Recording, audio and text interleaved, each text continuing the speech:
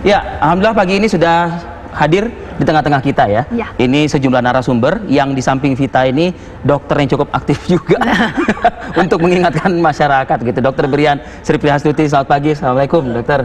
Waalaikumsalam warahmatullahi wabarakatuh. Tenaga ahli utama kepresidenan kita sudah hadir. Dan di luar sana ya, ini ada dua orang narasumber yang masih dekat dengan kita nih, Mas Tri Yunis Miko Wahyono, epidemiolog ya? Universitas Indonesia. Selamat pagi. Selamat pagi, Mas Miko. Bung Arif. Ya.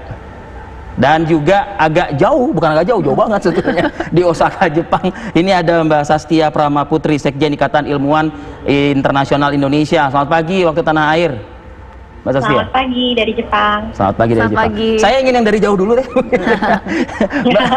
Mbak Sastia, ini bagaimana teman-teman ilmuwan ya ikut nggak sih membantu juga pemikiran, antisipasinya dan lain sebagainya? Kita bicara soal gelombang kedua, atau mungkin istilah Anda berbeda nih, apa nih Mbak Sastia? Gelombang kedua atau ya itu istilah saja ya, tapi dari yang pertanyaan pertama soal kontribusi, kami di I4 singkatannya Ikatan Ilmuwan Indonesia Internasional, sejak awal memang sudah diajak gitu, terutama dari Ristek BRIN ya, dari Ketua Gugus Tugas untuk COVID-19 Ristek BRIN, dari Prof. Ali Gusman Mukti, itu memang sudah mengajak beberapa diaspora yang ingin berkontribusi dalam percepatan sains dan iptek terutama. Dan juga saat ini DIPI serta LPDP memiliki skema baru ya, penelitian untuk nantinya penanganan COVID di masa depan ya. Jadi bukan hanya yang saat ini saja, tapi untuk secara garis besar, maksudnya ketahanan Indonesia nantinya akan menghadapi pandemi, itu juga ada skema khusus diaspora, dan itu bekerja sama dengan Ikatan Ilmuwan Indonesia Internasional. Apa kami yang juga ditemukan Mbak Sastia? Kita mungkin langsung pada pokoknya. Iya, jadi dari kita sendiri itu banyak menyumbang pemikiran ya. Salah satunya waktu pas awal-awal mulai terdeteksi di bulan Maret, kita merilis gitu tulisan berupa tulisan di surat kabar. Itu merupakan seri tulisan dari berbagai macam negara yang kami kumpulkan tentang pengalaman dan kebijakan dari berbagai negara yang mungkin bisa dijadikan basis gitu ya untuk penanganan COVID di Indonesia. Lalu kami juga baru rilis di bulan Juni setelah pemerintah Indonesia memutuskan untuk melonggarkan kembali PSBB dan katanya ingin memulai new normal. Kami kembali rilis pengalaman masing-masing negara yang memang sudah berhasil melewati gelombang 1 dan saat ini sudah melewati dan atau sedang menjalani tahap new normal, supaya mudah-mudahan bisa jadi bahan pembelajaran ya, karena sudah lebih dulu kan memulai dan sudah ada hasilnya gitu. Jadi semoga dokumen rekomendasi ini dan rangkuman dari pemikiran kami bisa dijadikan sebagai referensi. Kalau bertanya sama ilmuwan tuh biasanya tuh pertanyaannya begini nih. Ini virusnya semakin pinter ya, gitu loh maksudnya gitu kan. Jadi artinya begini, kalau Anda tadi membandingkan sejumlah negara yang sudah membuat protokol berhasil dan sebagainya, tapi faktanya negara-negara yang dianggap berhasil tersebut kemudian muncul lagi Korea Selatan, lalu Amerika Serikat bahkan ya kan. Ya ini apa karena virusnya yang semakin lihai atau apa gitu? Kita ini kan berhadapan sama virus yang baru, memang ada kemungkinan ya memang virusnya itu berubah bentuk, tapi sebenarnya ya memang kenapa kemarin itu berhasil diatasi kan karena social distancing yang efektif. Jadi ketika itu social distancing dibuka, itu memang tidak luput ya, memang sudah pasti ya akan sejalan dengan adanya kasus baru gitu. Jadi memang itu sesuatu yang tidak dapat dihindari. Tapi yang kita jaga sekarang adalah apabila ada penambahan kasus baru itu tidak drastis gitu ya, tidak overshoot. Karena nanti akan berkaitan juga dengan kondisi ekonomi yang akan lebih lama lagi nanti pulih, dan juga tenaga medis dan fasilitas kesehatan juga kita harus perhitungkan jangan sampai over capacity. Jadi bagaimana misalnya kita itu kalau memang akhirnya tidak ada pilihan, kita harus membuka dalam kondisi yang sebenarnya saat ini belum ideal. Ya itu bagaimana cara membukanya sangat bertahap dan sangat berhati-hati gitu, dan dibarengi juga dengan fasilitas kesehatan, kapasitas testing, dan juga regulasi yang memadai gitu. Mbak Sastia, tadi saya melanjutkan dari pertanyaan dari rekan saya Arif Fadil. Pertanyaannya sesimpel ini Mbak, apakah kemudian yang tadi Mbak Sastia sampaikan itu bisa diartikan seperti ini Mbak, apakah kemudian faktor ekonomi dan juga kesehatan ini kemudian bisa berjalan beriringan di tengah pandemi COVID saat ini? Ya memang kondisi ekonomi dan ketahanan ekonomi setiap negara sangat berbeda ya. Jadi misalnya di negara-negara maju yang memang dia punya cadangan uang atau memang kondisi ekonominya memungkinkan untuk mengalokasikan anggarannya cukup besar dari berbagai macam sumber untuk penanganan COVID, memang mungkin bisa gitu untuk memberikan insentif yang besar untuk warganya agar benar-benar stay di rumah tapi dijamin gitu kebutuhan pokoknya mereka terjamin, misalnya gitu, kayak contohnya di Jepang. Tapi kan kita tidak bisa pukul rata gitu ya, setiap kondisi ekonomi masing-masing negara itu sangat bervariasi dan juga kondisi dari karakter warganya itu sendiri gitu. Seperti saya sampaikan, misalnya kalau misalnya terjadi di Indonesia mungkin agak sulit gitu kalau misalnya kita mau insist dengan hanya angka gitu ya, hanya harus yang sampai 0 banget baru dibuka gitu. Itu memang sangat bergantung dari kondisi ekonomi. Tapi kalau misalnya kita ingin berjalan beriringan, bagaimana caranya supaya ekonomi masih tetap berjalan, minimal yang memang benar-benar sektor yang perlu digerakkan, tapi itu benar-benar diatur dan implementasi di lapangannya juga jalan. Itu kan memang butuh regulasi yang jelas, lalu koordinasi yang terarah, terpadu gitu, dan juga kepatuhan warga gitu. Jadi memang saya lihat kesadaran masyarakat dan kepatuhan warga itu dan disiplin itu sangat penting gitu sebenarnya untuk kunci bagaimana itu bisa berjalan beriringan. Tapi ya.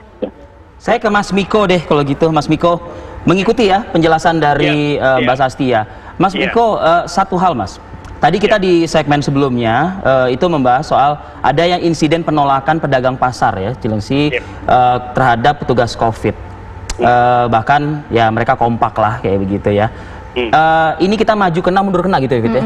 Artinya kalau misalnya kita mau tekan COVID-nya, ekonominya terancam. Kita mau buka ekonominya, COVID-nya yang mengancam. Mas Miko punya analisa soal ini? Ya, jadi kalau kita sudah berhadapan dengan epidemi COVID ini, yaitu penularan orang ke orang, kemudian kita harus tahu persis kapan kita bergeraknya. Jadi kan WHO menyarankan yang pertama adalah kasus COVID-nya terkontrol begitu, bukan 0 begitu. Jadi WHO juga menyarankan terkontrol.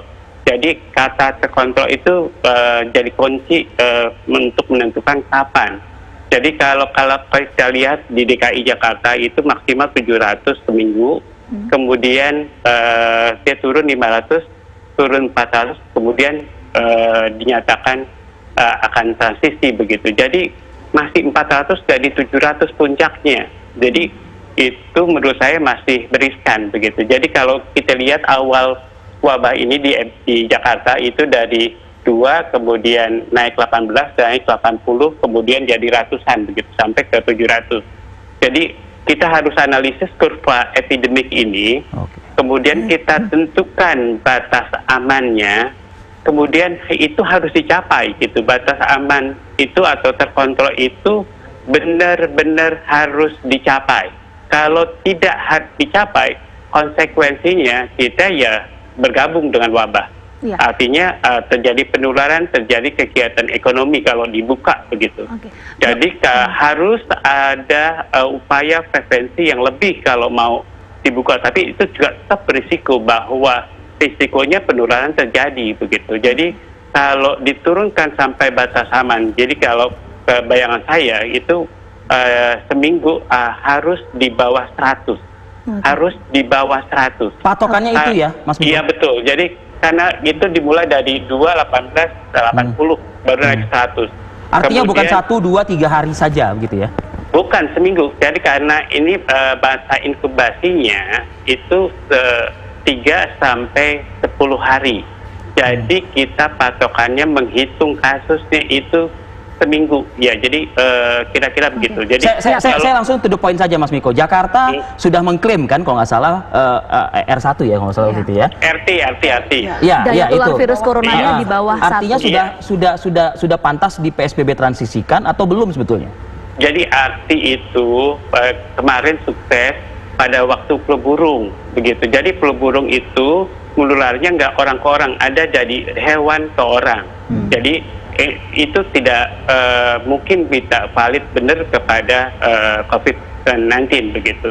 Jadi tidak tepat. Kalau paling tepat kalau penularannya ada point source atau satu sumber, satu keracunan makanan dengan sumber yang sama, maka RT meningkat lebih dari 1 itu lagi naik, kemudian RT 1 lagi di puncak, kemudian RT kurang dari 1 itu lagi turun, dan itu akan turun karena susceptible populasinya dia tetap.